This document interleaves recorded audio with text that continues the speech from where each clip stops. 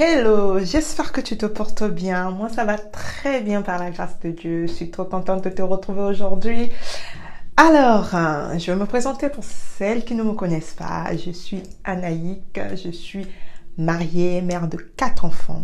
Aujourd'hui, je vais te raconter une histoire d'une femme, une épouse qui a vu son mari partir, c'est-à-dire que son mari le trompe avec sa meilleure amie, c'est-à-dire que, je l'ai dit, que la maîtresse de son mari, il s'avère que c'est juste sa meilleure amie. Vous savez, il y a des situations qui sont impardonnables. Lorsque vous écoutez, vous vous dites, bon, ça peut passer, mais ça là, je ne peux pas pardonner. Et cette femme avait dit cela. Elle a dit, je ne pourrai jamais pardonner à mon mari et à ma copine.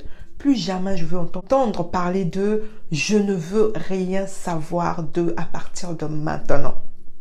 Là, c'était dans la colère qu'elle s'est exprimée. Dans l'effet de la colère, elle a pris des décisions irréversibles.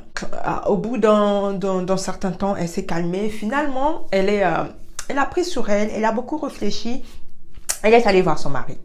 Elle arrive, elle dit à son mari, bah, écoute, j'ai eu envie de te pardonner.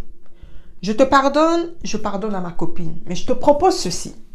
Je te propose que tu puisses nous prendre, nous deux, qu'on puisse faire ton bonheur. Vu que c'est ma copine, on s'entendait bien, on s'entend bien. Comme c'est comme ça, c'est elle qui va être la deuxième femme, moi je serai la première femme. Et le mari qui va lui dire ceci. Ça ne sert à rien en fait. Si moi je me suis retrouvée dans la main de ta copine, ce n'était pas calculé. C'est lorsque tu te comportais mal, lorsque ça n'allait pas, je partais me plaindre auprès de ta copine pour que ta copine vienne te raisonner. Et à force de le faire, on s'est rapproché et ça a créé une relation. Mais en gros, c'est pas une relation, en tout cas moi personnellement, là c'est le mari qui parlait, moi personnellement, ce n'est pas une relation calculée au point de faire d'elle mon épouse.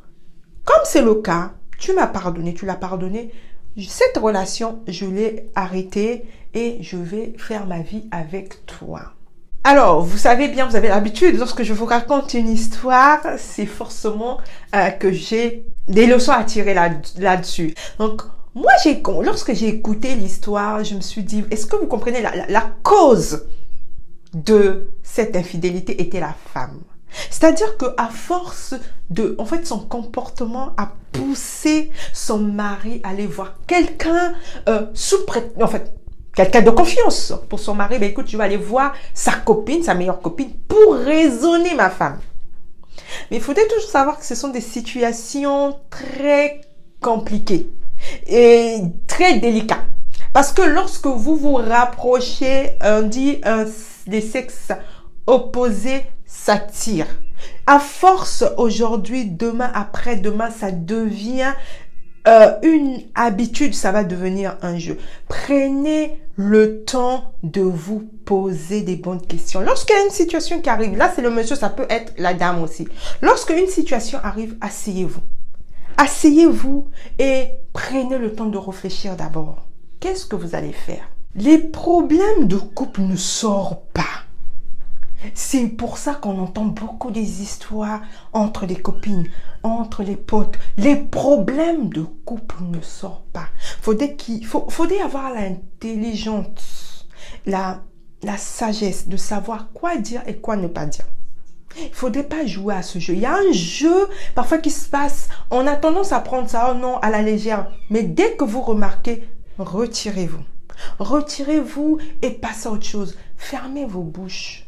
Lorsque tu as une situation dans ta maison, ne va pas dire chez ta famille, ton père, ta mère, des beaux-parents. Non, mais assis-toi et agenouille-toi et trouve quelqu'un de mûr, d'intelligent, quelqu'un qui a parfois déjà une très bonne et belle expérience de mature. Mature physiquement, mature intellectuellement, à tous égards. Tu regardes sa vie, tu te jauges. Tu vas pas aller, par exemple, raconter à une copine ou bien un pote qui est célibataire, qui est encore dans la vie. Tu vois, il faut vraiment jauger, savoir qui. Et même la personne qui est mariée, il faut vraiment être sûr que c'est une très bonne, c'est une personne de confiance.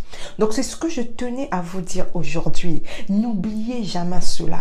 Prenez soin de vous et pensez toujours à savoir envers qui vous devez ouvrir votre bouche. N'hésitez pas de vous abonner et de liker. À très vite.